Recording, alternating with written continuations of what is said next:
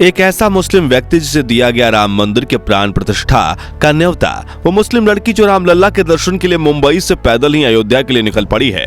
राम मंदिर के निर्माण में मुस्लिम व्यापारियों ने किया बड़ा योगदान। प्रभु राम की कृपा से एक ही रंग में रंगे हिंदू और मुसलमान। जी हाँ दोस्तों, सदियों के इंतजार को खत्म करते हुए फाइनली अब अयोध्या के अंदर राम मंदिर का निर्माण पूरा हो चुका है और 22 जनवरी 2024 के दिन इस मंदिर के गर्भगृह में रामलला की प्राण प्रतिष्ठा का आयोजन किया गया है। आसान शब्दों में कहें तो 22 जनवरी को राम मंदिर के अंदर रामलला की मूर्ति स्थापित की जाएगी और इसी के साथ यह मंदिर श्रद्धालुओं के लिए खोल दिया जाएगा।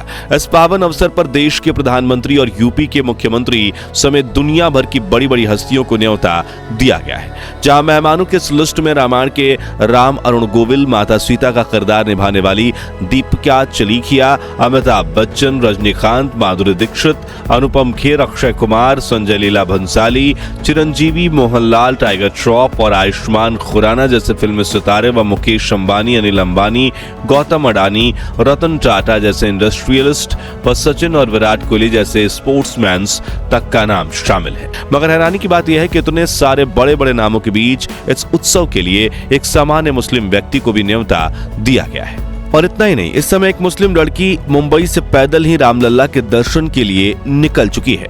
साथ ही राम मंदिर के निर्माण में मुस्लिम व्यापारियों का भी बहुत योगदान रहा है। ऐसे में सवाल ये उठता है कि राम मंदिर के प्राण प्रतिष्ठा जैसे धार्मिक कार्यक्रम में एक मुस्लिम व्यक्ति को आखिर क्यों इनवाइट किया गया? क्यों एक मुस्लिम लड़की रामलला के दर्शन के लिए इतने लंबे सफर पर पैदल निकली हुई है? और राम मंदिर के निर्माण में मुसलमानों का क्या योगदान रहा है? इन्हीं सब मुद्दों पर आज की इस वीडियो में हम बात करने वाले हैं। अगर आप भी प्रभु श्री राम से प्रेम करते हैं तो वीडियो को अंत तक जरूर देखिएगा। दोस्तों, राम मंदिर कितने सदियों की तपस्या के बाद से बना है और इसे बनाने में कितने सारे लोगों का योगदान रहा है, ये बात तो आप लोग जानते ही होंगे। अगर राम मंदिर को बनाने में निभाए गए योगदान की जब हम बात करें तो हमारे मन में सिर्फ हिंदू समुदाय के लोगों का ख्याल आता है। हम ये सोच भी नहीं पाते कि इस मंदिर को बनाने के पीछे मुसलमानों का भी कोई योगदान हो सकता है। ये बात आपको अटपटी जरूर लगी होगी, लेकिन अभी मैं जिस मुस्लिम शख्स के बारे में बात करने जा रहा हूं उसके बारे में जानकर आपके सोचने का नजरिया ही बदल जाएगा। इनसे मिलिए, ये हैं मोहम्मद हबीब, जिन्हें एक मुस्लिम होते हुए भी राम मंदिर के प्राण प्रतिष्ठा में शामिल होने का न्योता दिया गया है।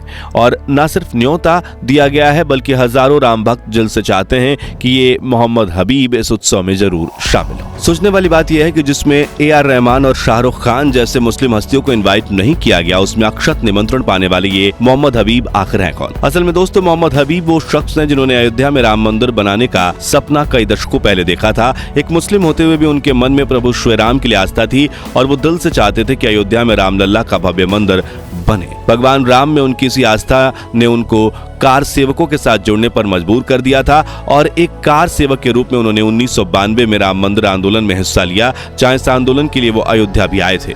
उस समय मोहम्मद हबीब भारतीय जनता पार्टी के युवा मोर्चा में जिला अध्यक्ष के पद पर कार्यरत थे और 2 दिसंबर 1992 के दिन अपने 50 साथियों को लेकर वाराणसी कैंप से अयोध्या पहुंचे थे। जानकारी के लिए बता दें कि इस आंदोलन के लिए वो 4 से 5 दिन तक अयोध्या में रुके और बाबरी मस्जिद को ध्वस्त करने के बाद ही वापस लौटे। ऐसे में जब 32 साल के बाद उन्हें प्राण प्रतिष्ठा समारोह में शामिल होने का न्योता मिला तो वो भावुक हो उठे। सदियों पहले उन्होंने जिस राम मंदिर के बनने का सपना देखा था वो अब पूरा हो रहा था। निमंत्रण मिलने पर इसी ख्याल के मन में आने से उनकी आंखें नम हो गई और उन्होंने कहा कि रामलला के दर्शन करने के इस सुनहरे मौके को वो अपने हाथ से कभी नहीं जाने देंगे। ये बहुत ही अनोखी कहानी है, क्योंकि कौन सोच सकता है कि मोहम्मद हबीब नाम का व्यक्ति मंदिर को बनाने में अपना योगदान देगा। वैसे इस लिस्ट में मोहम्मद हबीब अकेले नहीं है। एक मुस्लिम लड़की जिसका नाम शबनम शेख है, ये प्रभु श्री राम में इतनी आस्था रखती है कि जितना कोई हिंदू व्यक्ति ही रख सकता है। और अपनी इसी आस्था के चलते शबनम शेख मुंबई से अयोध्या तक पैदल ही निकल पड़ी है और अपने इस कदम से वो सोसाइटी में एक एग्जाम्पल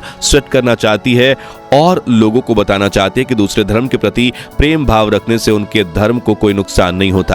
दोस्तों, मुंबई से अयोध्या तक की दूरी 1500 किलोमीटर से भी ज्यादा है। ऐसे में एक लड़की होते हुए इतने लंबे सफर पर निकलना वाकई हिम्मत की मिसाल देने वाली बात है। इससे पता चलता है कि उसके दिल में प्रभु श्री राम के लिए कितनी ज्यादा आस्था है।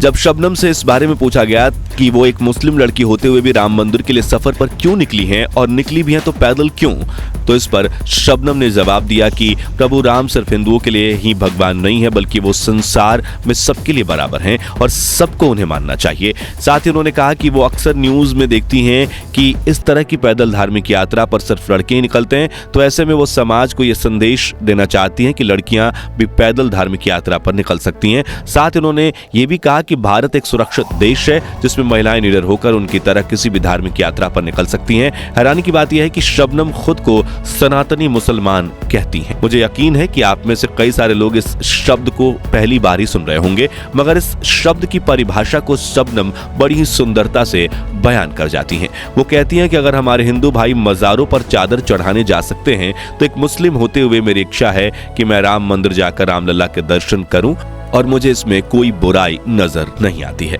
जब उनसे पूछा गया कि उनके मन में प्रभु राम के लिए इतनी भक्ति क्यों और कैसे है, तो इस बात पर वो बताती हैं कि उनका बचपन टीवी पर रामायण देखते हुए बीता है और बचपन से ही उनके मन में प्रभु श्री राम की एक अलग जगह बन गई थी। अच्छी बात यह है कि शबनम के इन विचारों और उनके पैदल अयोध्या तक जाने के फैसले में उनके परिवार के लोगों का पूरा सपोर्ट है। उनके विचार वे बिल्कुल शबनम शेख की तरह हैं। वैसे आपको जानकारी के लिए बता दें कि शबनम शेख और मोहम्मद हबीब के अलावा और भी बहुत ऐसे मुस्लिम लोग हैं जिन्होंने राम मंदिर के निर्माण में अपना योगदान दिया है। उदाहरण के लिए राम मंदिर के अंदर जो संगमरमर पत्थर लगा है, उसमें से ज्यादातर पत्थर जयपुर के मुस्लिम व्यापारियों से ही खरीदा गया है और उन मुस्लिम भाइयों ने राम मंदिर के लिए एकदम A1 व टॉप क्वालिटी का पत्थर दिया है। इतना ही नहीं, बहुत से मुस्लिम कारीगरों ने राम मंदिर की दीवारों पर पत्थर को काटकर की जाने वाली नक्काशी में भी मदद की है और उन्हीं की मदद से राम मंदिर में डिजाइनिंग का इतना सुंदर काम हो पाया है कि 22 जनवरी को लोग उसे देखते रह जाएंगे।